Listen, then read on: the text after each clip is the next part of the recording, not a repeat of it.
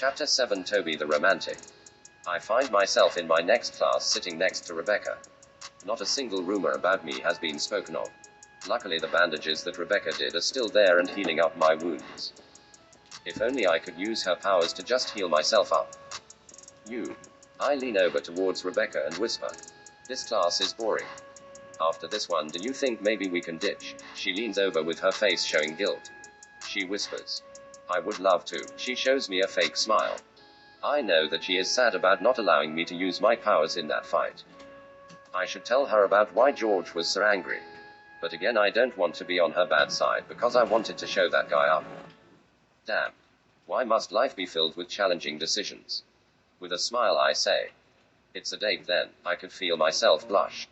I blushed even though I knew the pain that was going inside her head. Or at least I think. After the bell rang, I and Rebecca left the school building and began to walk towards my house. She walks beside me with her hands clasped together in front of her stomach. She is blushing and not looking towards me. I wonder if I am making this whole thing awkward. It's my first time ditching as well. I just kind of wanted to leave before George or Bob decided that they want revenge. I put my hand behind my neck and began to scratch nervously. She walks closer to me and grabs my right hand with her left. She interlocks our fingers while blushing incredibly red. She stutters as she says, I never have done this before. My face burns up and my hands begin to sweat. My heart begins to thump like crazy as it pounds against my ribs. I try to muster enough courage in my voice to say, well, we could go get something to eat or something. I know of this amazing coffee shop that we could check out. I begin to get anxious about my clammy hands. I wonder if she feels it. Is she disgusted or something and she's just too kind to tell me? I want to take my hand away and wipe the sweat off so badly. Her awkwardness is climbing in her tone when she states, I wouldn't. I would love to go get some coffee. She giggles as she looks away and up at the sky. Following my lead, we began to walk towards this famous coffee shop that my mom and dad used to go to. That was until their fans rushed them out of there. As we walk, we stop by a nice little bench area. It was just a wooden bench that was placed underneath two full-grown pine trees. The shade was nice on this hot day. She and I were still holding hands as we sat down at the bench. I sit up straight as I look around at the beautiful green grass and the bright street outside of the little bench rest area. Suddenly and quite heart-racing, Rebecca leans her head on my shoulder. Not only am I nervous that she can feel my sweaty hands, but if she is finding my bony shoulder uncomfortable to lean against. I try to break the silence as I say, you know what, I don't know much about your parents. What do they do for a living? With a wide smile on, I hope that was enough to break the awkwardness. Rebecca sits up straight and lets go of my hand as she turns towards me. She's smiling but her eyes look sad. She calmly states, my mother and father were born before this whole superpower world. They don't have powers and surprisingly put a lot of pressure on me to pick a power that would allow us to make quick money. Now my mother is in her 60s while my father is in his 70s. So both retired and didn't work. But our government is kind enough to both supply them with computer jobs. They both just type all day to make their living. And with me about to get out of high school, I just worry that they won't make it to the end of it. My father is already suffering heart problems. Her eyes begin to build up with tears even though she has a straight face. I can feel her trying to be strong in front of me. I pull her into a hug. She is limp and I can feel her tears soak up into my shirt. I smoothly say, sounds like you have a good family, Rebecca. They both sound lovely. Maybe I can meet them sometime. She throws her arms around me and hugs me tighter. Now I could feel her heart pounding against mine. I tried to hold my breath in hopes that it would slow down my heart rate. With a sniff of her nose, she brings one of her hands up to my hand and begins to stroke my hair. In a cheery and quiet tone she says, you're a really good person, Toby. I really hope you never change. We release from each other and as we face one another my face glows bright red. My mouth was open but I sat there speechless. I talk. Well, thank you. Let's go get that coffee. I stand up and she grabs my hand. We continued our walk to the coffee shop. God didn't mean to rhyme. Asterisk asterisk. We got to the nice fancy white coffee shop. The sign outside the shop said Frankie's freakishly good coffee. Which was funny because the person who founded this place was called Mike. No one knows why it has the name Frankie on it. I and Rebecca walked through the double glass doors and into the nice and neat shop. The walls inside were made out of wood while the floor was a nice light grey marble. The tables and chairs were both made of white wood while the chairs had a nice comfy grey cushion. I and Rebecca walk over to the closest table to the window to the right as possible and sit down.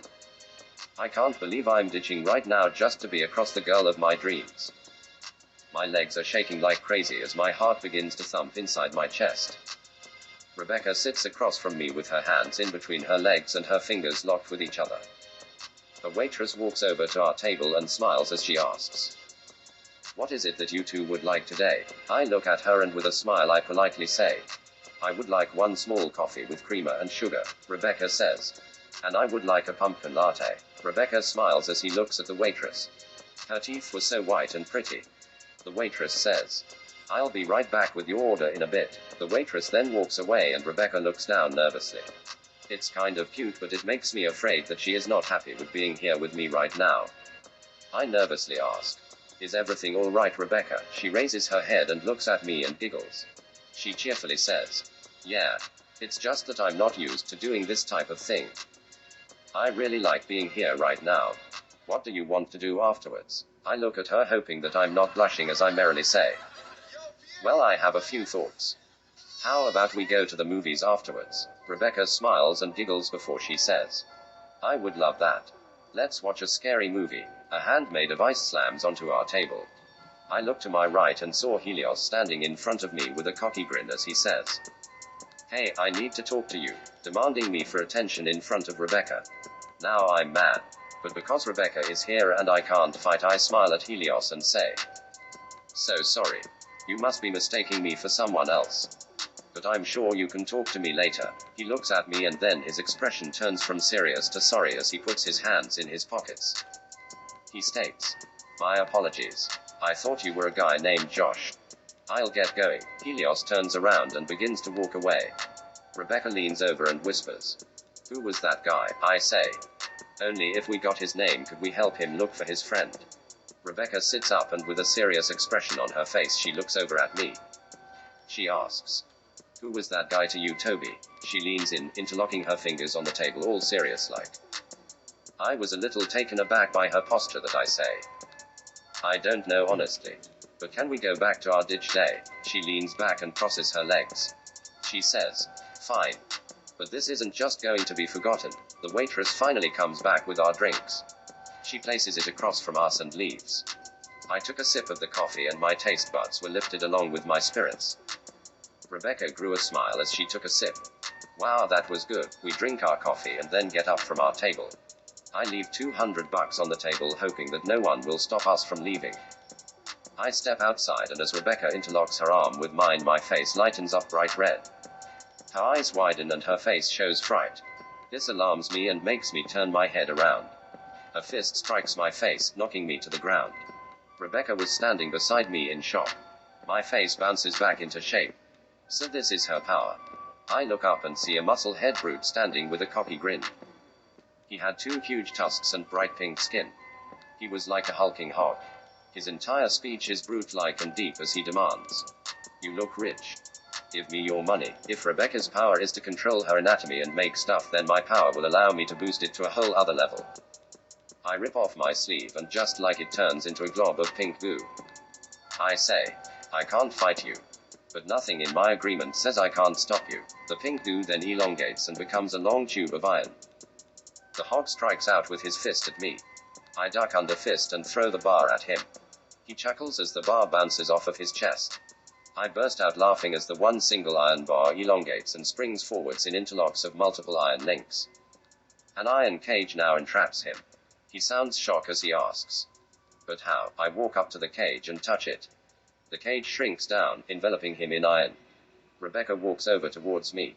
I turn towards her with a big proud smile and say, "Hopefully that didn't count as a fight." She places a hand on my shoulder and shows me a cute smile as she says, "You're lucky that you didn't throw a fist at the man.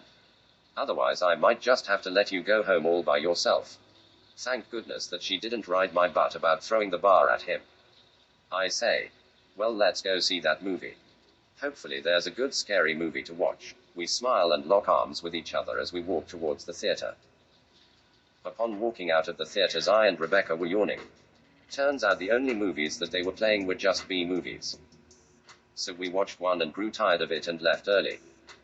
I think it was the right choice since we both seemed to be bored of it. I was still happy for the most part though. She was holding my sweaty hand the entire time that we got out of the theater. It made me a little anxious, but since this was my first time holding her hand like this, I didn't want to seem like a wimp. I asked, "So would you like to go to your house or mine?" Now my brain just caught back up with my mouth and suddenly my heart begins to beat fast inside my chest. I hope she doesn't take the question the wrong way. But what if she does and wants that sort of thing? No. I mean, if you want to walk home and hang out for a bit, then that's fine by me. Oh God, shut up already, Toby. Rebecca giggles as she blushes. She says, "I wouldn't mind if you met my parents. But please mind that they are very old and might be a little judgy on your powers." I say, "That's fine by me. Should we stop by a store and get something for them real quick or?" Rebecca states, "Oh, we don't have to get them anything. You'll probably be overburdened with their interrogation. So let's get going." She turns around and we begin to walk side by side holding hands. Around the corner, a man with a black hoodie comes out. He smiles with diamond teeth shining bright. His skin was abnormally white and slimy looking. He flings a ball of slime on the ground, and from that ball of slime grew a clone of himself. I feel like trouble is coming this way. I crack my knuckles and step in front of Rebecca. I say, "I'll need you to land the blows in this fight, if we want to get rid of this guy in time for me to meet your parents." Rebecca stands by my side with a smile on her face. She plucks out a few strands of hair, forming it into a metal spear. She says, "I thought you would never ask for my help." We smile before we stare at the strange goon intensely. The goon and his clone chuckle creepily before the main man clearly states, "Sir, I see that I face two chefs. But that shit won't matter once I kill both of you." He and his clone throw down two more plops of goo, growing two more clones. I rip off my last good sleeve and form it into a shield made of steel. It was heavy on my arm, but it will serve its purpose. The man and his clone sprint towards us with their hands out in front of them. With a cocky tone I say, "Did this guy actually eat glue?" Me and Rebecca share a chuckle, and this makes that man and his clowns growl in anger. The man slams himself into my shield, nearly knocking me to the ground. Rebecca takes this time to thrust her spear at the man. He jumps off of me and allows his four clones to close the distance between him and us. Rebecca runs behind me and points her spear upwards. I touch the cement with my left hand, and with a surge of power and a deep breath, the sidewalk liquefies into pink slime before erupting into giant stone spikes. 3 clones were punctured and destroyed by the spikes. The original and one other clone managed to scale the very spikes. They hung from the spikes with ease before lunging themselves towards us. Rebecca hurls her spear, fortunately popping the clone. I was fast enough to block the original with my shield. The man jumps off my shield and went straight towards Rebecca. I panicked, and in an instant I formed the shield into a giant frying pan, swatting him away from her. She looked at me in surprise. She says, "Wow, that was spectacular." I interrupt. "It was definitely an amazing coincidence that happened. But I'm sure he's fine and we can move forward with our plans." I was nervous, and now I was not panicking over fighting, but that she was going to leave me for fighting. Rebecca continues, "That was a spectacular fight. Now I was going to let this one go because you asked me for help, and seeing that was our most valid option, I went for it. But you not only enjoyed turning the streets into a deadly playground, you proved to me that you just wanted to fight. I don't even think you want to see my parents. For all I know, there is going to be another person ready to fight you." I wanted to yell and argue, but there was little truth in what she said. I did enjoy the thrill of that fight, and if it were to happen again, I would look for some way to say that it wasn't one. But as my fist clenches up and my chest begins to feel heavy, I take a deep breath and turn around. I didn't speak a word as I begin to walk away. "See you later, Toby. That is, if you don't die in a fight before school starts again tomorrow." I want to turn around at the sound of sadness in her tone. I want to apologize and get down on my knees and beg for a second chance. But I think I know down deep inside that wouldn't work.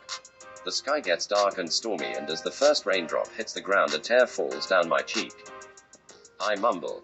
God damn it, I couldn't even last a single day without fighting. Thunder strikes and anger rolls from my mouth in the form of shouts. Helios steps out from an alleyway with his hands in his pockets and a serious look on his face. He asks, "Why are you acting like such a bitch?" In an explosion of energy, I grab him by the collar of his shirt and slam him up against the wall of the building behind him. Don't call me that. Or else, I say angrily through clenched teeth. Helios grabs my wrist and slowly takes my hands off of him before he calmly states, "You didn't answer the question." I take a step backwards. "Do you want another fight?" "Because I don't think you're strong enough to stop me right now." He smiles at me. "I think that even a toddler can defeat you right now. You're whining like a woman over a chick you'll never see again after school. It's all just childish to watch. And I figure out why you want to defeat Bob and his crony George. It's all a high school feud between you and them." I strike out at Helios with my fist. He grabs it in mid-swing and throws it to the side as if I just threw a toy at him. "And on top of that, you're so much more powerful than what you are. If you really wanted to, you could be top chef in the next couple years. You just have to throw these childish acts out the window. Become a man and show this city and this world what you can do." I strike out with my fist again, but Helios reaches out and grabs me by my throat. I gasp for air as he lifts me off of the ground. "And I can help you reach a height that you could never imagine. All you have to do is listen to me and become my right-hand man. Fuck school and the responsibilities of being a rich teenager. Instead, come crawl with the filth and come out walking like the world's brightest gem." He drops me on the ground and turns his back on me, gasping for air. "I'll let you get your shit together in the next 3 days. After 3 days I will show up to your house, and if you're not ready, leave all that you know behind, then you will never be unstuck from your current dilemma." And just like that, he walks away as I shake in the rain with tears blurring my vision. I shout, "Bastard." Zen. Whoa. This is a long-ass episode. But that was chapter 7. Toby the Romantic. Please like, subscribe, and have a good day.